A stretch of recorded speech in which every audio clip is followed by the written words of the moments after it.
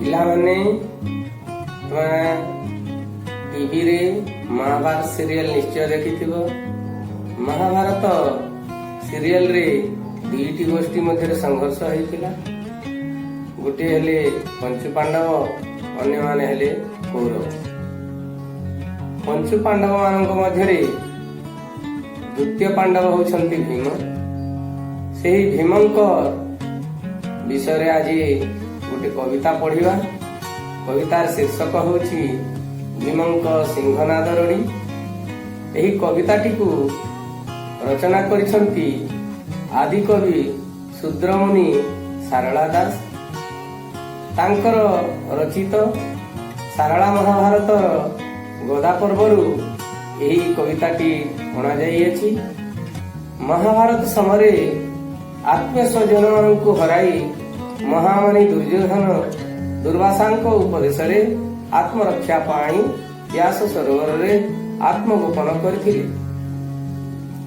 एही व्यास सरोवर रे शरण नैथिबा व्यक्ति को जेकोसी व्यक्ति मारिबा पाई बलपूर्वक प्रवेश कले ध्वंस होई जीव बोली शिव अभिशाप देइथिले।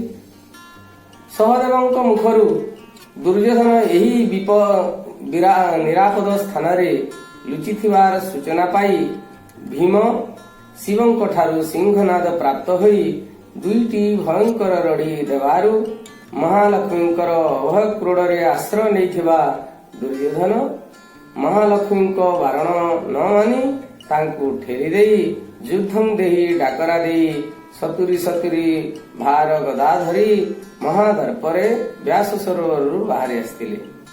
एठारे कवि एही कवितारे वर्णना करिसंती जे भीमंक द्वारा शिवंक ठारू सिंहनाद प्राप्ति, तार बादन रे सौरमंडल रे भयंकर परिस्थिति सृष्टि, महालक्ष्मी सांत्वना को अग्राह्य करी दुर्योधनक विरोचित सम्मुख समर को आगमन आदि विषय को सुंदर भाव रे चित्रित करा जायछि।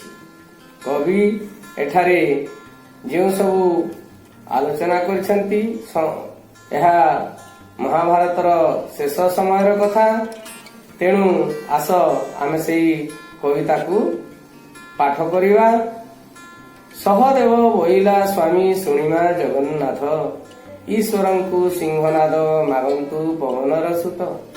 सहदेव श्रीकृष्ण को कहिले, हे प्रभु पवनर सुत अर्थात भीम, ईश्वरं को अर्थात शिवं को बर मागंतु। क्यों बर ना सिंहनाद बर, जो बर पाइला परे से महाबलियान हेई पारिबे। गोविंद बोइले जेबे यमंत अछि भीम, बुद्धि हराई किंपा कलुतु मति भ्रम। यदि एही परी कथा रही अछि ताहेले भीम काहेकि आउ अपेक्षा करियछ? अविलंबे भगवान शिवं को प्रार्थना करी तांको ठारू सेही बर पाइबा पई तुमे चेष्टा कर। येबे बहनतु विश्वनाथं को सिंहनाद माग। येबे अर्थात एही क्षणी बहन माने शीघ्र विश्वनाथं को अर्थात शिवं को तुमे सिंहनाद बर माग।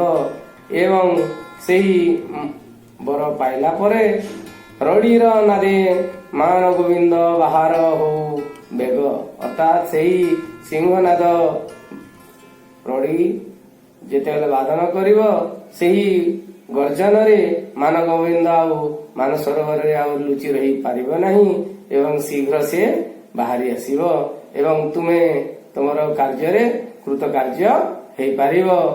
हो पिला माने आज आमे कविता एतकी आलोचना करिवा। परवर्ती समय रे परवर्ती पंक्ति सबु आलोचना करिवा। आजिर एही आलोचना को एठी विराम देवा।